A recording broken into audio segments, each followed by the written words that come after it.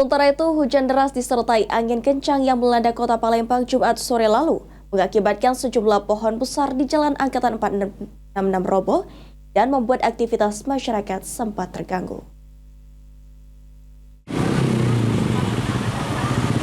Hujan deras disertai angin kencang yang melanda kota Palembang Jumat sore mengakibatkan tumbangnya sejumlah pohon di Jalan Angkatan 66, tepatnya di samping lorong Sukadamai 2, Kelurahan Pipareja, Kecamatan Kemuning. Dari pantauan Pol TV di lokasi terlihat sejumlah petugas sedang membersihkan sisa-sisa ranting pohon dan memperbaiki tiang listrik yang hampir roboh akibat tertimpa pohon sepanjang kurang lebih 20 meter tersebut.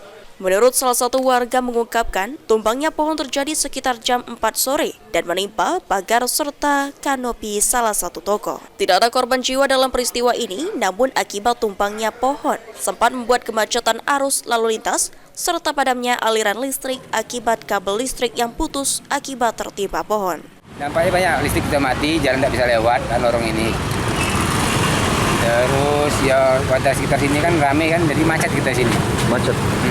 Ini kan sempat nutup jalan lorong gitu nih Pak. Ya, berapa benar. Lama itu bisa kita lewati lagi? Oh itu lama, itu dari dia tuh rubuh itu sampai sekitar jam 8 lebih lah, jam 8 malam lebih. Baru bisa dilewati? Baru bisa untuk jalan kaki tapi ya, kalau mobil motor belum bisa. Tadi sempat kita ngomongin mati lampu nih, berapa lama dampak mati lampu yang kita alami? Mati lampu begitu dia rubuh kan, kami kan terasa kan langsung mati sampai jam 4 subuh. Sampai jam 4 subuh baru itu? Dari kemarin. Sementara itu, pemilik toko yang terkena dampak tumbangnya pohon Dorce Rahma mengatakan, kerusakan yang dialaminya hanya pagar dan kanopi yang nilainya mencapai 10 juta rupiah. Besi itu mau direhab lagi, sekitar 7-8 juta lah. Dengan yang ini sekitar 10 lah, dengan ini. Akibat pohon roboh ini listrik mati Bu?